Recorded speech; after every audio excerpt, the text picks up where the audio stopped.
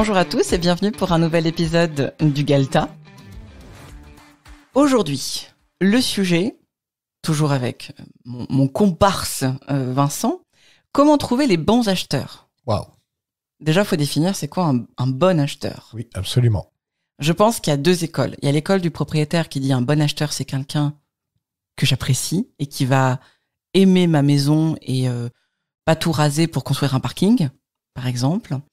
Et il y a l'école du courtier en hypothèque aussi, et je dirais même de la banque, qui lui, c'est plus d'un point de vue financier, en fait, quelque part. Juste. Voilà, fin de l'épisode, bonne journée. Oui, c'est un très bon résumé, c'est une très bonne introduction. Alors, entendons-nous bien. De mon point de vue de courtier, l'acheteur idéal est une personne qui dispose des revenus et des fonds propres nécessaires pour pouvoir acheter le bien au prix affiché. Et qui est intéressé par le bien. C'est peut-être un détail, mais... Bien entendu. Maintenant, c'est vrai que du point de vue du propriétaire, beaucoup de propriétaires, raisonnent en continuité. Ils aimeraient que leur maison continue à vivre et continue à évoluer dans la lignée que eux ont déterminée, qui était très souvent une lignée familiale. Bon. Et il y a moyen d'organiser les choses pour faire en sorte que les attentes du propriétaire soient rencontrées et que les attentes des acheteurs soient rencontrées. Je vais te donner un exemple vraiment très précis. Et tu t'en souviendras, on a eu une maison de maître à vendre à Orbe. C'est une maison du XVIIIe siècle, vraiment la maison de maître par excellence, avec des belles grandes fenêtres. On a fait un article dessus, une étude de cap, c'était très particulier comme vente. Tout à fait. Les propriétaires qui avaient hérité de ce bien n'avaient pas la possibilité de racheter la part de l'un à l'autre et donc devaient malheureusement, vendre l'objet. Mais ils étaient profondément attachés à cette maison dans laquelle ils étaient nés, dans laquelle ils avaient vécu assez longtemps. Et donc, ils m'ont demandé de rechercher un acheteur qui allait conserver l'âme de cette maison. Et donc, j'ai fait une annonce qui utilisait un vocabulaire et un positionnement marketing très précis, de manière à attirer ce type d'acheteur-là spécifiquement. Et j'ai vraiment, vraiment rencontré du beau monde. Je ne sais pas comment ça se fait, mais pour la vente de cet objet, j'ai rencontré plusieurs professeurs d'université, dont un à la retraite, qui a acheté cette maison. Et ce que je veux dire par là, c'est que la manière dont j'ai présenté les choses a permis d'attirer dans mes filets le profil type d'acheteur qui était recherché par les propriétaires. Je te donne un autre exemple. Cette même maison, en plein centre d'une ville, avec un énorme volume, aurait permis de construire 6 appartements à l'intérieur du volume existant. Oui.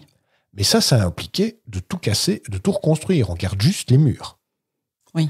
Et ça, ce n'était pas du tout dans la philosophie et dans l'idée de ce que les propriétaires vendeurs voulaient faire. Alors qu'ils auraient pu gagner plus d'argent, j'imagine. Exact, ils auraient pu gagner un peu plus d'argent en utilisant cette politique-là.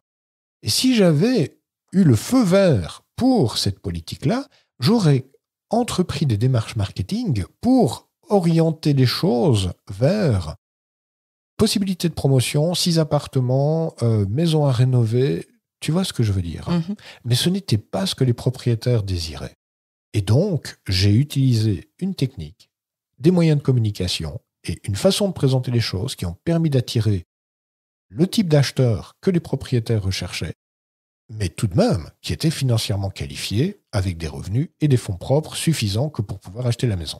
Oui, en fait, le travail de courtier, c'est vraiment faire le pont entre ces deux demandes. Que la personne puisse acheter concrètement, parce que sinon, c'est bien joli, mais si elle n'a pas les sous, elle n'a pas les sous, quoi, on peut pas vendre. Et du coup, voilà, faire le pont avec ça jusqu'à une personne qui, on va dire, correspond aux attentes du propriétaire. Alors bien sûr, peut-être que les gens vont repeindre les volets d'une autre couleur, mais on va dire qu'ils vont respecter la maison ou l'idée que se fait le propriétaire du futur de sa maison. Oui, absolument. C'est tout à fait correct. Et c'est vraiment toute l'utilité d'utiliser un courtier en immobilier qui a justement cette perception des choses pour pouvoir comprendre et les attentes du propriétaire et pouvoir trouver un acheteur qui répond à ses attentes. D'accord. J'avais une idée, mais je l'ai perdue. Oui, on en a déjà parlé un petit peu avant. C'est quelque chose, savoir si les gens sont financièrement aptes à acheter, c'est quelque chose qui doit se travailler en amont. Donc avant de faire les visites, demander quel est votre projet, etc., etc. Donc ça, on en a déjà parlé. Bon, là je le redis vite fait, mais c'est ça. C'est est-ce que vous avez les fonds propres? Est-ce que vous êtes prêt à acheter en fait, basiquement? Quelle quantité de fonds propres avez-vous? Est-ce que ça correspond à la valeur du bien actuel? C'est fondamental. Grosso modo. C'est fondamental. Mais j'irai même plus loin. Il faut que de l'autre côté, pour le propriétaire, les choses soient claires. Je veux vendre, c'est décidé. J'ai tant de temps pour vendre, enfin pas 10 ans, quoi. Il faut quand même une limite dans le temps. Et j'aimerais idéalement trouver tel type d'acquéreur ou pas. Certains, je pense, peuvent dire non, je m'en fiche tant que ils sont contents et qu'ils s'achètent mon bien et que voilà, j'ai pas spécialement de critères. Mais une grande majorité des propriétaires, je pense, ont quand même des petits critères en tête par rapport aux acheteurs.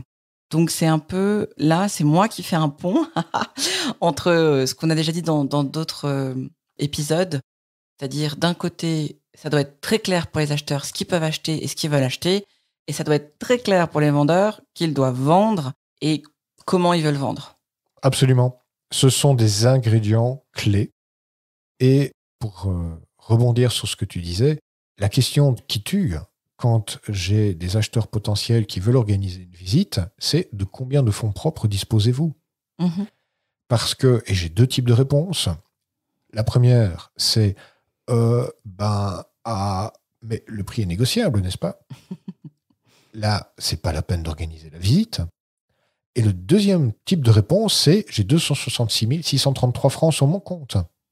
Là, il faut organiser la visite tout de suite parce que le gars, il est chaud bouillant, il est prêt à acheter et il faut vraiment traiter cette demande très rapidement parce que si c'est pas la maison que j'ai à vendre dans mon portefeuille que je lui offre et qu'il achète maintenant, ce sera l'autre qu'il a visité hier. Oui, ou qui visitera demain. Exact. Super. Un dernier conseil par rapport au fait de choisir, de trouver les bons acheteurs et les garder. C'est une relation de confiance. Les gens qui désirent acheter une maison ou un appartement, mais ils sont vraiment stressés, ils sont vraiment anxieux par rapport au fait de faire une affaire correcte ou pas. Ce que je peux comprendre, ils n'achètent pas une paquet de chocolat à la Migros, quoi. Absolument. Ouais. Et, la manière que j'ai trouvé de bien conduire les choses, c'est de documenter mes réponses. Par exemple, oui, mais le terrain en face, est-ce qu'il est constructible? Alors regardez, j'ai déjà recherché ça. Selon le règlement communal et le plan général d'affectation, non, c'est de la zone agricole. Et selon la loi sur l'aménagement du territoire, cette zone ne sera pas déclassée avant les 15 prochaines années. D'accord. Ça, c'est factuel. J'amène le plan général d'affectation, j'ai le plan de la commune, j'ai le règlement de la commune, j'ai la loi sur l'aménagement du territoire. La réponse est complètement documentée. Oui, c'est pas des rumeurs ou des je pense que, ou je lèche mon doigt et je le mets au vent et j'estime plus ou moins quelque chose. C'est pas du tout radiophonique ce que je viens de faire, mais c'est pas grave, tout le monde a compris. D'accord. Donc, trouver les bonnes personnes en sachant qu'est-ce qu'on définit comme bonne personne et les garder en leur fournissant des informations factuelles. Exact. Ça marche très bien. Ça demande du boulot. Ça demande de dire la vérité, ça demande d'être très intègre, très honnête, mais ça fonctionne parce que l'élément clé dans cette transaction, c'est la confiance. Et dans l'autre cas, le courtier ou la courtière, ou même le propriétaire qui répond à une question en racontant des bobards, les acheteurs vont toujours s'en rendre compte. Bien sûr. Et là, c'est foutu, la vente est foutue. Sur cette bonne note, pleine de joie, nous allons terminer l'épisode. On peut trouver quelque chose de plus positif pour terminer. Non, c'est OK. Non, mais il faut le dire. Il faut mettre l'église au milieu du village parfois et dire que oui, quand on fait n'importe quoi, ça se sait. Des fois, ça prend du temps, mais ça se sait, quoi. Absolument. Et je vais te dire même que si tu as une attitude malhonnête, tu vas t'attirer des acheteurs malhonnêtes. Et là, tu es parti pour la bérésina. Ouais, ça devient compliqué après. Eh bien, merci pour tout ça. Service. Du coup, à la semaine prochaine.